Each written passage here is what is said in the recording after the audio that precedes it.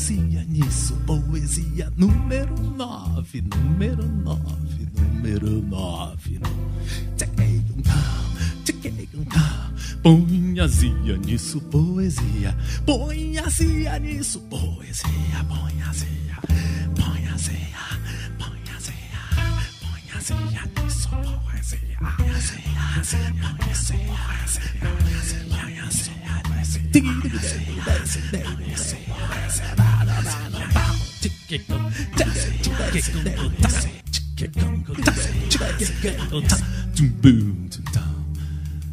eu queria te dizer, ponhazia, Vinícius parou, Vinícius parou, Vinícius que se dispõe da periferia, periferia, ponhazia,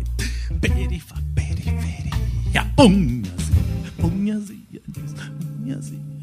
ponhazia.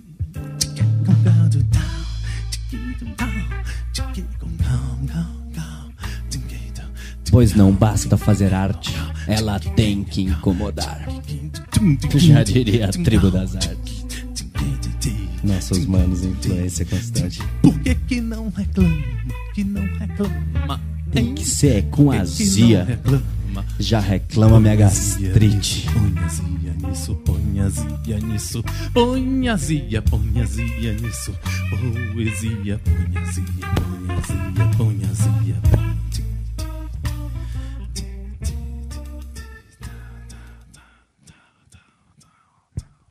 Nordeste independente. Já que existe no Sul esse conceito que o Nordeste é ruim, seco e ingrato, se existe a separação de fato, é preciso torná-la de direito. Quando um dia qualquer isso for feito, todos dois vão vibrar intensamente. Se o Sul vai ficar indiferente, ficará o Nordeste agradecido. Imagine o Brasil ser dividido e o Nordeste ficar independente. Separá-lo, porém, sem haver luta e deixar o Nordeste com seus vícios, mas sem ele pagar com sacrifícios grandes obras reais que não desfruta, não precisa haver sangue na disputa. Bastaria separação somente, que se fosse medir o mais valente, eu já sei qual dos dois era vencido. Imagine o Brasil ser dividido e o Nordeste ficar independente. Se o Nordeste tivesse outras fronteiras, talvez fosse tratado com capricho, sem servir de depósito para lixo das usinas atômicas brasileiras. A enchente das músicas estrangeiras talvez fosse para outro continente. Se vivesse uma vida diferente do que a gente até hoje tem vivido, imagine o Brasil ser dividido e o Nordeste ficar independente. Talvez que muita gente até proteste minha ideia chamando de imbecil um país com o nome de Brasil e o outro chamado de Nordeste. O Brasil não padeceria a peste da seca que vem constantemente. O Nordeste sem esse seu parente ia ser melhor compreendido. Imagine o Brasil ser dividido e o Nordeste ficar independente. Paraíba era o centro artesanal, Piauí o setor da criação, em Sergipe cultural é tradição, Maranhão a reserva florestal, na Bahia o distrito industrial, Alagoas agrícola e florescente, Rio Grande o poder militarmente, Ceará para turismo era escolhido. Imagine o Brasil ser dividido e o Nordeste ficar independente. A partilha ainda sendo homologada e o Nordeste guiando seus destinos. Mais de 5 milhões de nordestinos voltarão para a terra idolatrada. Trocarão a garoa e a geada pela roça, a enxada e o sol quente.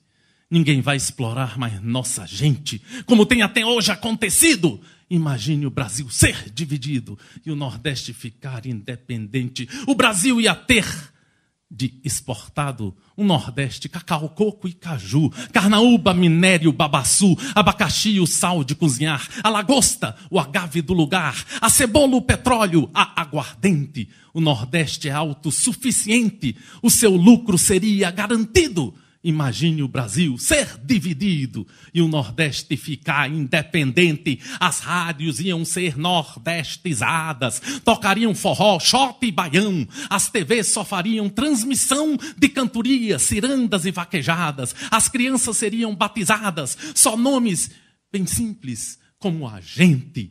Não se usava mais nome diferente, que não pode botar nem apelido. Imagine o Brasil ser dividido e o Nordeste ficar independente. Dividindo a partir de Salvador, o Nordeste seria outro país. Vigoroso, normal, rico e feliz, sem dever a ninguém no exterior. Jangadeiro seria o senador. O caboclo da roça era o suplente, cantador de viola, o presidente, o vaqueiro era o líder do partido. Imagine o Brasil ser dividido e o Nordeste ficar independente. Em Recife, o Distrito Federal, o idioma ia ser nordestinense. A bandeira de renda cearense, asa branca era o hino nacional. O folheto, o símbolo oficial. A moeda, o tostão de antigamente. Conselheiro seria inconfidente. Lampião, o herói inesquecível. Imagine o Brasil ser dividido e o Nordeste ficar independente. Vinícius Borba, esse poema, ele é uma composição de Braulio Tavares e Ivanildo Villanova. Vinícius Borba. Muito bom, você é doido. E ilustra muito a cara desse DF, né? Tem um rap muito legal do parceiro que até ilustra meu boné aqui, que é um poeta conhecido como poeta do rap nacional, né? Um grande parceiro que é influência da gente e que repercute sempre um som bom, que diz, intitula-se Malcolm X foi a Meca Gog ao Nordeste.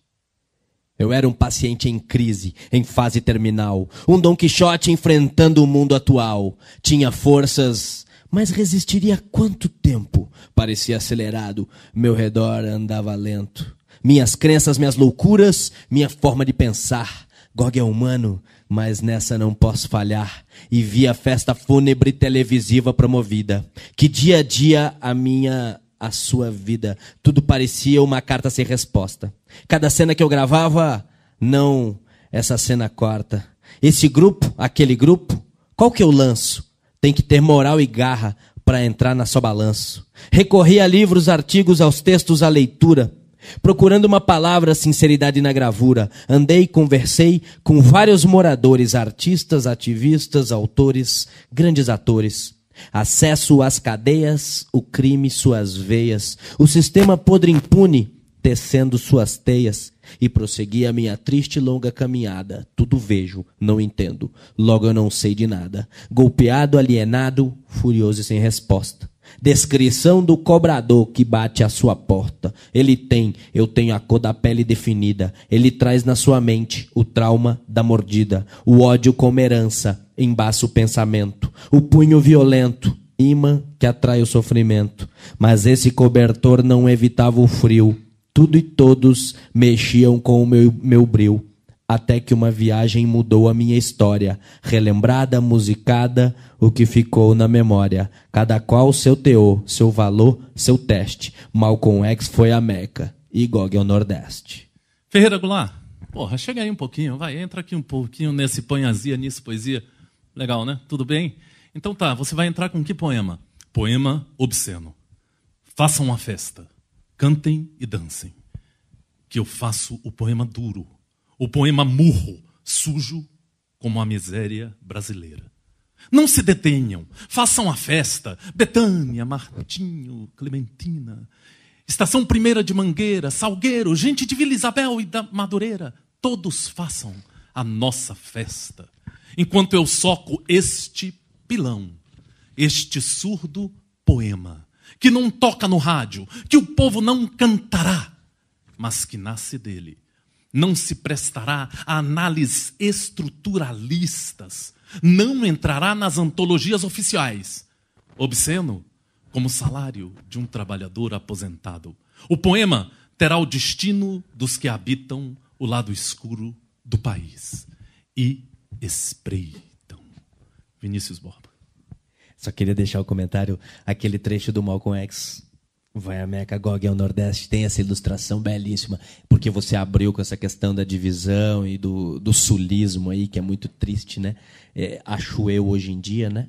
Mas e tu falas para um gaúcho, né, cara? Então, assim, eu sou natural do Rio Grande do Sul, me fiz poeta lá, mas vim me fortalecer enquanto agitador aqui na periferia do DF, mas começando lá meu corre, eu convivi com esse sulismo, com esse separatismo, né? E quando você abre com um poema tão forte de Braulio, que trata justamente da questão dessa separação do Nordeste e do Sul, a gente vê como o ódio discriminatório das elites brasileiras está expresso hoje em dia, né? Inclusive nas últimas eleições, agora os caras com a nojeira de jogar na cara não sei de quem, que o Nordeste teria eleito um projeto que finalmente lhe deu oportunidade e por isso era culpado, porque o Brasil produtivo não estava satisfeito com a decisão de que outro Brasil? Do Nordeste improdutivo? Ora, o Nordeste é cada vez mais produtivo. Aliás, nunca se incluiu tanto no Nordeste, nunca se teve tanta produtividade, até vinho que se bebe aí, meu compadre. Hoje já não é só da Serra Gaúcha, não, pelo contrário, né? Desce ali do Baixo São Francisco. Então, sinceramente, eu acho que a gurizada tem que avaliar de outro ponto de vista esse negócio. E acho legal porque o GOG fala, Malcolm X foi a Meca GOG ao Nordeste. E aí ele abre o poema citando justamente a correria dele atrás de novos talentos, de novos rappers, de novos, né, poetas. E ele vai encontrar uma pá deles, especialmente tem um parceirão que é o Rapadura Chico. Né, Rapadura é um figuraça que hoje em dia referencia toda a cena do hip hop do Brasil, inclusive poetas gaúchos e MCs gaúchos. E o Rapadura é o Cavalo Selvagem, um cara que fez grandes coisas com o GOG, que é uma das pérolas nordestinas. E pra gente trazer isso em rima, pois se não há quem ouça e não há quem leia, também não há quem viva e não há quem creia. Revolta humana contra o silêncio divino. Até quando esperar? Gritam de fome os meninos. Faroeste Caboclo ou Distrito Federal? Capitalismo para os loucos, comem pasto no curral eleitoral. A vida não espera, o universo transpõe eras. Se da quebra a corrente está à mercê, jamais esqueça o elo fraco. Pode ser você. Dizer que não é capaz, fácil fuga, covardia. Se és forte e audaz, ao próprio ser desafia. Na mediocridade desses versos, peço feche essa ferida, fortalecendo esses elos na nossa corrente da vida. De Vinícius Borba.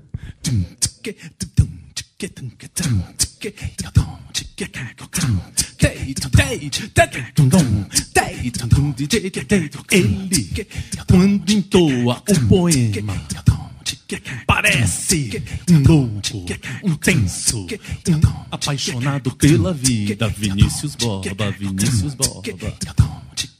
Ele, quando entoa o poema, sempre rasga em versos uma visão política. Ele é o poeta da periferia, ele é o poeta da periferia, mas também é o poeta da pura poesia. Vinícius Borba, Vinícius Borba. E o encanto se faz quando ele vem, quando ele vai com sua garra. Não adianta você pensar que vai controlar. E ele entra, arrebenta, arrepia. Pura poesia. Pura poesia. Vinícius Borba. Vinícius Borba. Vinícius Borba. Sustenta a base aí, DJ. Vinícius Borba. Ódio que mata. Toda vez que eu ouço o levantar de tua voz contra o humano, toda vez que eu vejo o teu calibre levantar contra meus manos, sangro com cada um deles. Toda vez que vejo sua violência atroz, expressa em palavras sujas, defendendo um estupro. Toda vez que ouço a tua voz defender mais um abuso, sangro com o estupro delas. Toda vez que você grita, nossas mães, irmãs, filhas, violentadas na lógica do algoz. Tava de roupinha curta, olha a roupa da menina. Tava pedindo, botou pilha. Só que não, vê se escuta. Toda vez que vejo um jovem defender a opressão, como instrumento de liberdade, fico vendo a falsidade, o horror e a intensidade, a intencionalidade, a mais pura maldade do patrão rindo em gargalhas. Porque quando a bala come, quando chega os homens revistando, estourando os barracos, invade, bate, quebra e toma. Se achar dinheiro, sombra, sem registro tudo some. Porque quando chega os homens, dificilmente vem proteção. Chega sempre camburão, caveirão e armamento. Chega a morte, vem mais ódio. Só não chega solução. Só não chega solução. Poema de Isolda Marinho. Gravidez.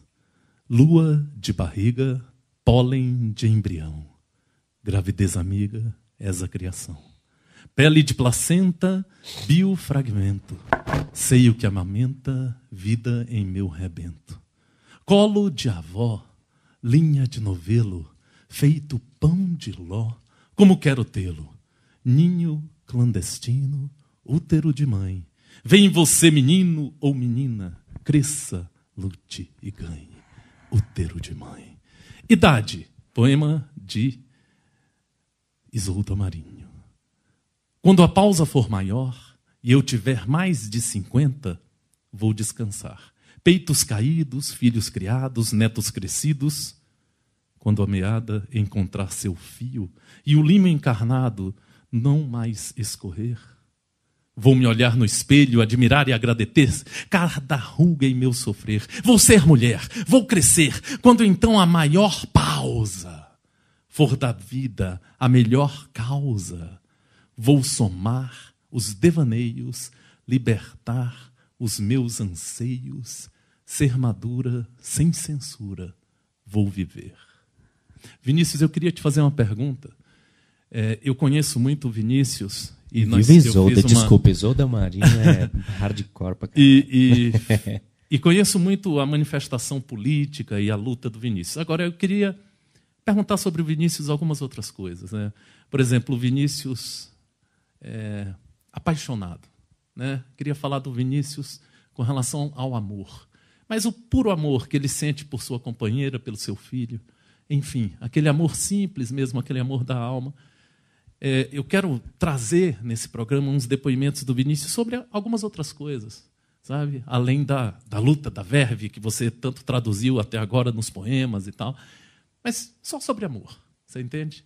Como é que o Vinícius vê, sente, chora, ri o amor dele com sua companheira, seu filho?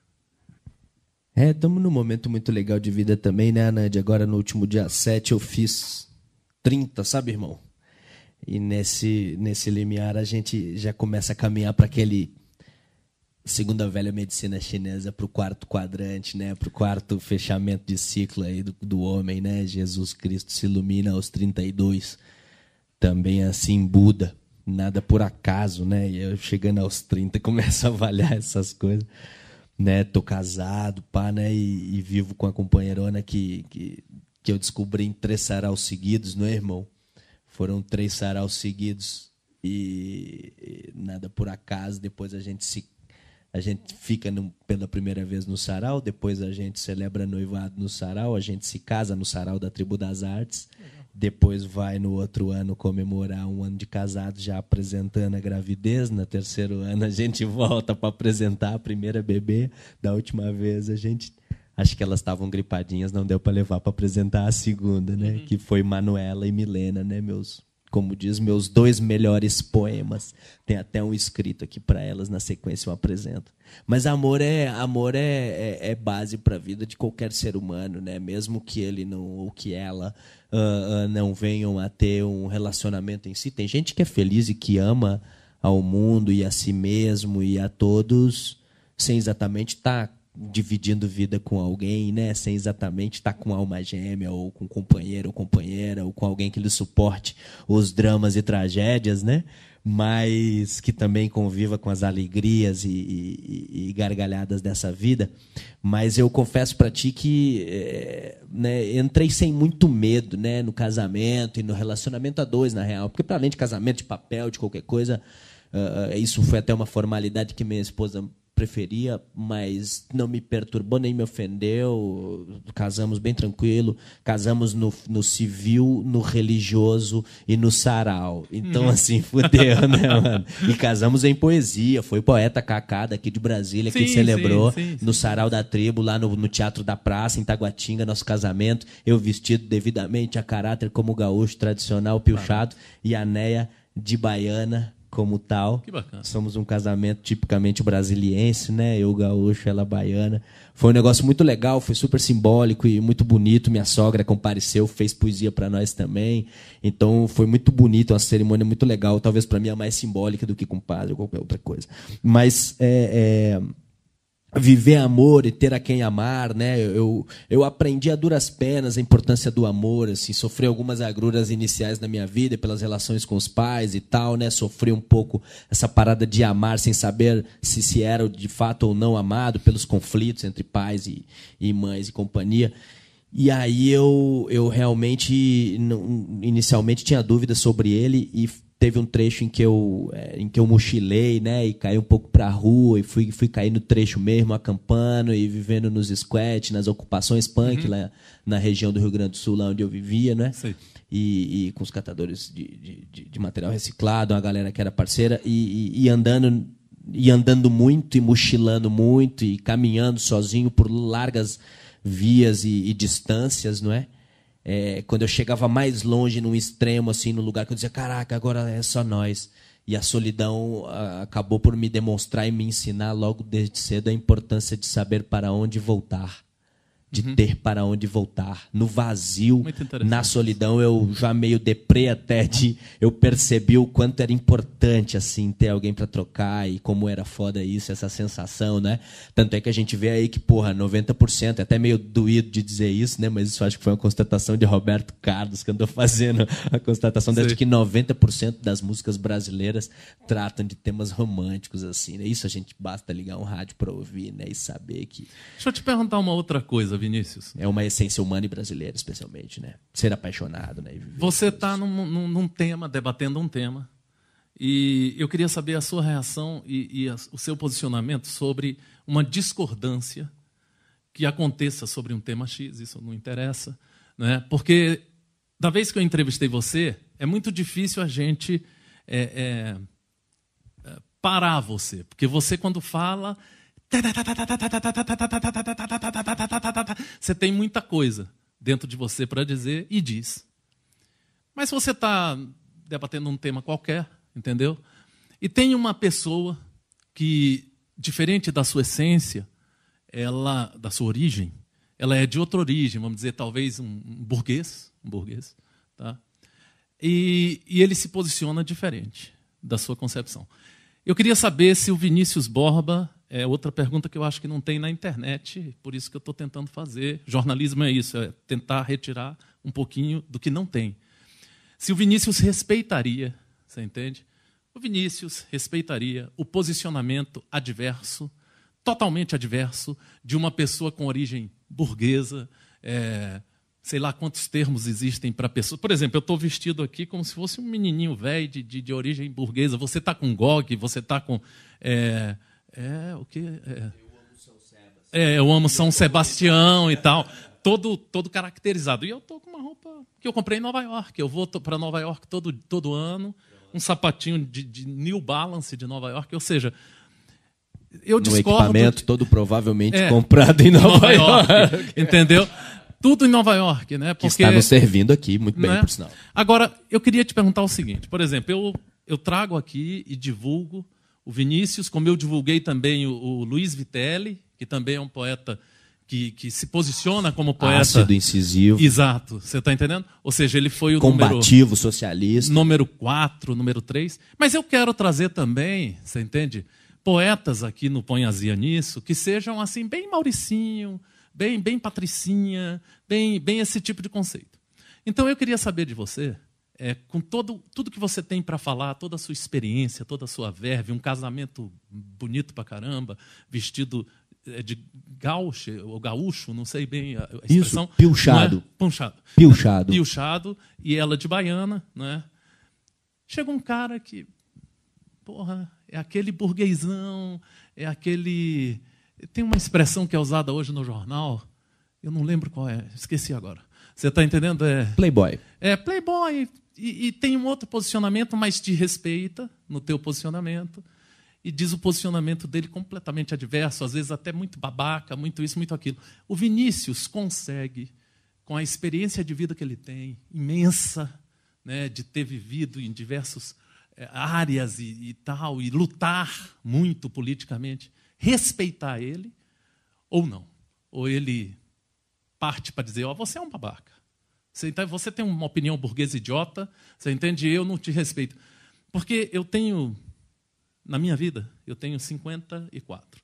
Eu já fui hippie, né, durante um período. Eu hoje tenho um puta apartamento, com puta infraestrutura. Agora eu continuo, você entende? Lutando para tentar passar uma ideia. Agora, eu acredito, na minha vida hoje, que todas as vertentes da sociedade brasileira, elas têm pontos positivos e negativos. Ou seja, eu não sou um cara em cima do muro, mas eu tento avaliar, por exemplo, muito governos que passam e vêm, políticos desse ou daquela ala, com seus pontos positivos e negativos dentro da minha ótica de visão com 54 anos. Não é? Mas tranquilo, sem problema, abrindo espaço aqui no Poesia para todas as vertentes poéticas e feliz. Feliz. Uma coisa interessante é isso. Eu tenho notado, de um lado e de outro, muita gente de uma forma radical por um lado e outro lado, muitas vezes estão assim, lutando, aguerridas, e estão, às vezes, com 54 anos, eu quero ser feliz. Depois de 2 cânceres, eu quero ser feliz. Feliz mesmo. Então, eu consigo te ouvir, te respeitar e te admirar, às vezes discordar com respeito, sempre, sabe? E seguir, você entende, em frente. Como, por exemplo, eu acho que numa eleição, seja ela qualquer, quem vence, venceu. Acabou. Você está entendendo? Aí a pessoa vai administrar o seu período, você está entendendo? E você pode ter uma discordância, uma coisa, mas venceu a eleição. A democracia é isso, né? É isso. Mas a gente está num momento assim, ó, Ana, e aí eu vou te falar já de um ponto de vista de consciência de classe. Acho que é disso que talvez você esteja tratando, esse é o debate que acho que a gente tem mais vivido e sofrido nesses últimos dias e tempos. O que fala-se muito, especialmente sobre os socialistas e muita gente periférica e muita gente que avançou e conseguiu alcançar, né, programas sociais que lhe incluíssem o Nordeste que você falava e pedia-se essa divisão aí por parte do Sul. Boa parte do Sul fica puto porque o Nordeste tenha votado, por exemplo, no projeto da presidenta Dilma Rousseff agora nesse último período, mas ficam putos por isso sem avaliar que provavelmente não sabem que as pessoas deixaram a miséria em larga escala lá, que muita gente deixou São Paulo voltando num fluxo migratório contrário, voltando de São Paulo, de Brasília, de seus locais, para seus estados nordestinos, porque os estados voltaram a crescer, porque houve inclusão social. Você perguntava se eu consigo debater com gente de classe social, de origem diferente da minha. Vou te contar assim, ó. Eu tive uma infância relativamente humilde, né? A gente viveu junto com a minha mãe e com minhas irmãs boa parte da vida por causa da aposentadoria da minha avó, que me ajudou muito. Meu pai mesmo viveu sempre muito retraído, muito afastado. Não... Boa parte da minha infância não participou, da outra parte tentou, mas tentou de forma tímida e né, um grande parceiro, até uma pessoa de melhor condição social hoje em dia, assim como eu também. Né, eu não posso ser cínico a ponto de dizer que hoje em dia eu vivo mal, coisa parecida, não, pelo contrário. Graças ao ProUni, né, o Programa Universidade para Todos, eu tive uma universidade, né, consegui cursar jornalismo, assim como você, né, Anand? Sou jornalista e consegui, me esforçando muito, passei 4 anos estudando, estagiando muito, trabalhei em vários locais, enquanto colava cartaz e distribuía panfleto para poder ganhar a grana, porque se o governo me dava a bolsa, eu continuava precisando comprar os livros, pagar passagem, vendi house no ônibus. Né, fiz muita fita para poder resistir, sobreviver. Já passei por outras fitas que não vale nem lembrar, mas muito mais doloridas, lá de Porto Alegre, desde o Rio Grande do Sul, que foram locais onde eu, né, tive envolvimentos mais complicados.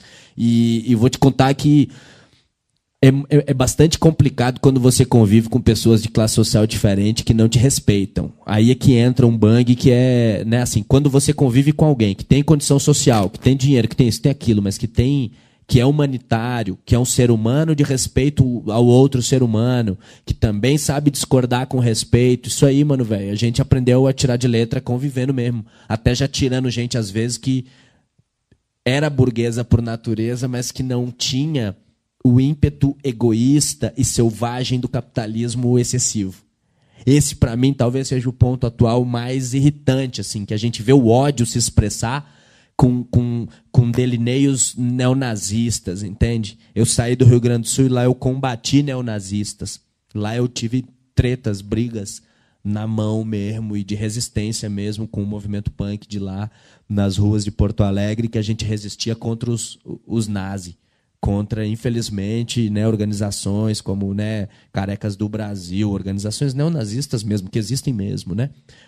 Muitos não eram racistas pontualmente, mas por ser neonazistas ou por manter uma lógica o cara naturalmente está coadunando com uma lógica de gestão que tem origem no nazismo. Né? Então ele é careca do Brasil, que eles chamam, né? Que é um careca que respeita tu sendo negro desde que tu seja brasileiro. Se tu é haitiano, acabaram de matar, né? 2 haitianos, acho que em Santa Catarina ou em Paraná, e um aqui e um em São Paulo. Mas o que eu estava te falando era, tem muita gente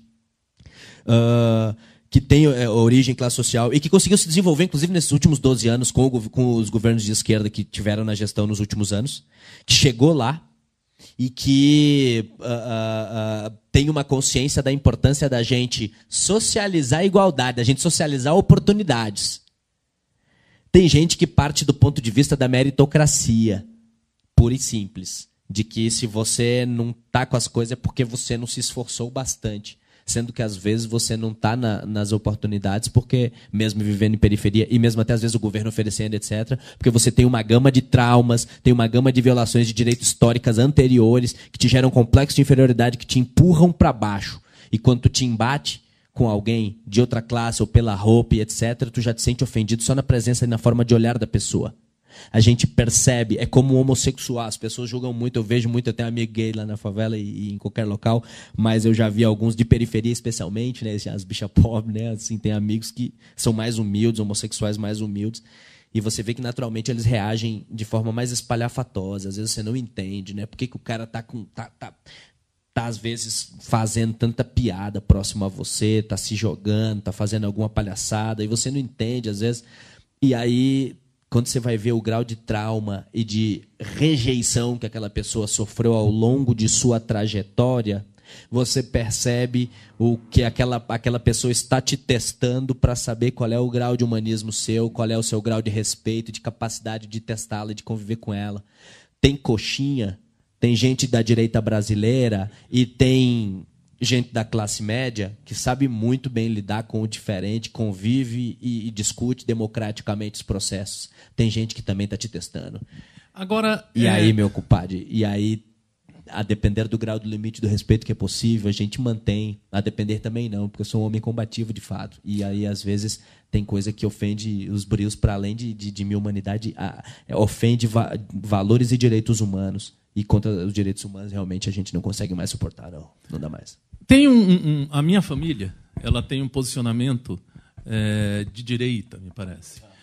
Mas eu acho admirável, por exemplo, obviamente, às vezes tem momentos que não há. Mas de direita neoliberal ou de direita social-democrata, como no Brasil hoje, esse negócio fajuto? Não sei direito. Eu não sei porque eles não me aceitam muito bem, esse tipo de programa que eu faço, essas coisas. E eu estou feliz, eu estou bem, você entende? Mas eu digo para ti, eu acho interessante, por exemplo, nós estamos gravando o programa no dia 15 de agosto. Eu acho de 2015.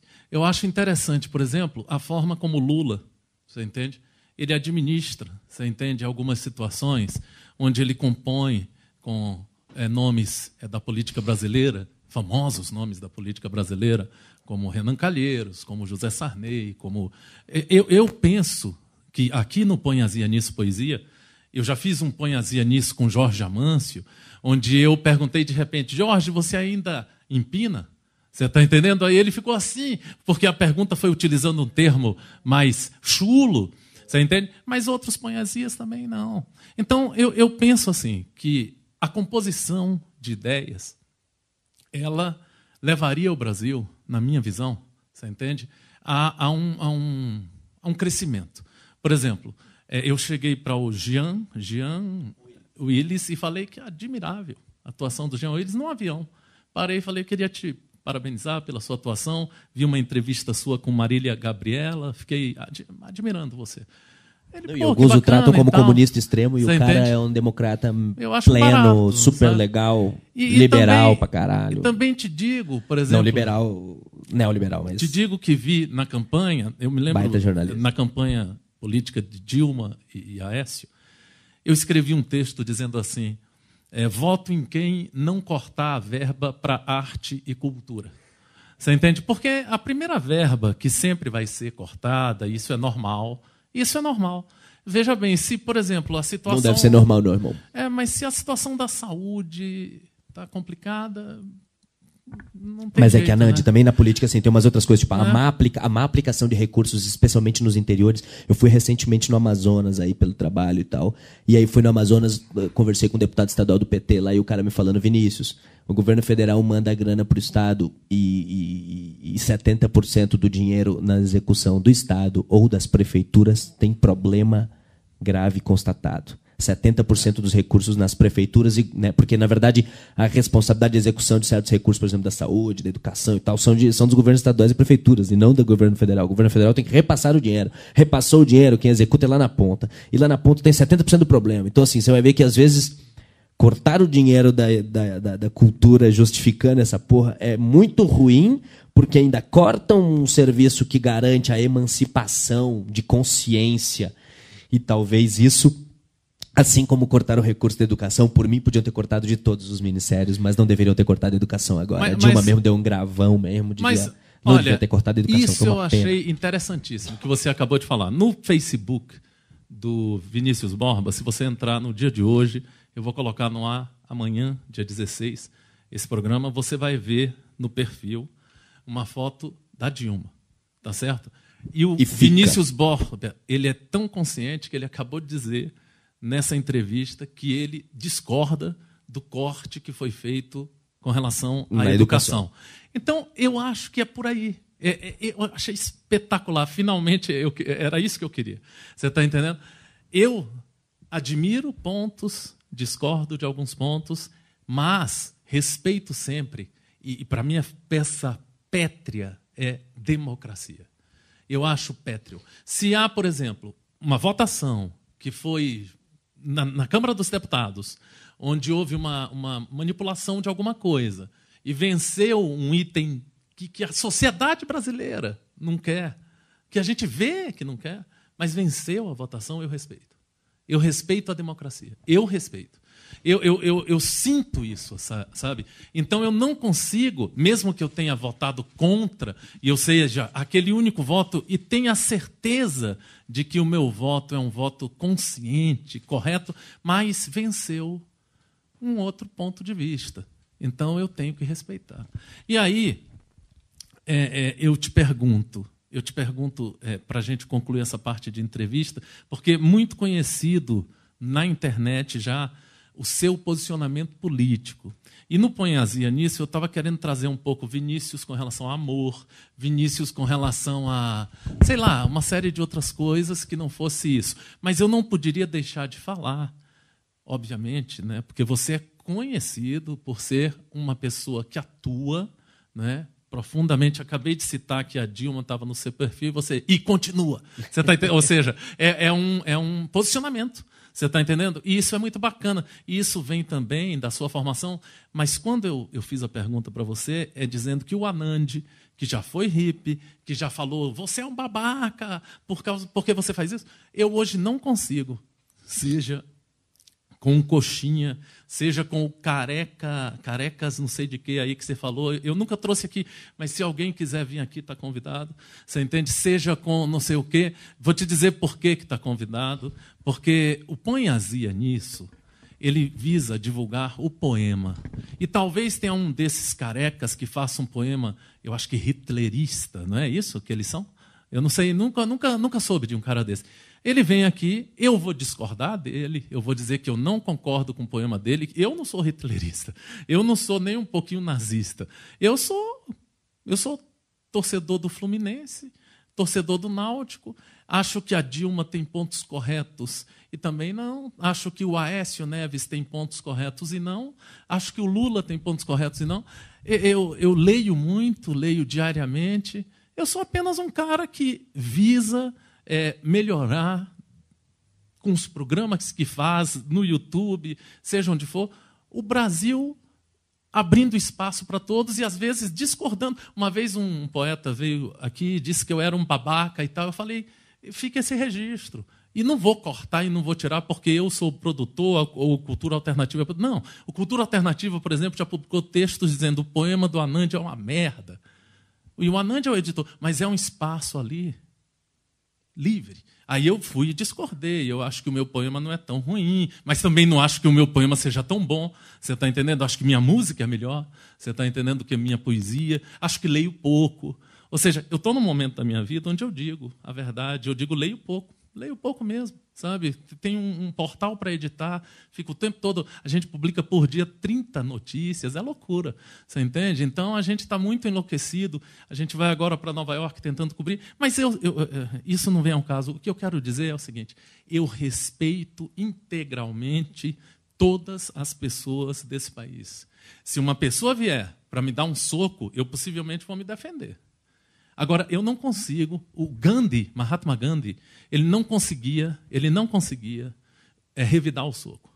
Ele não conseguia, ele não fez. E foi o nome, você entende? Fez uma revolução que muitos morreram, indianos, muitos morreram, é só ver, né, tantos relatos que existem. Agora, eu hoje discordo, mas respeito. Eu acho que a palavra de ordem do Anand, e principalmente eu quero dizer a você que os outros programas, quando eu falo palavrões, é porque eu respeito o palavrão. Eu respeito a palavra. Eu vou ler um poema daqui a pouco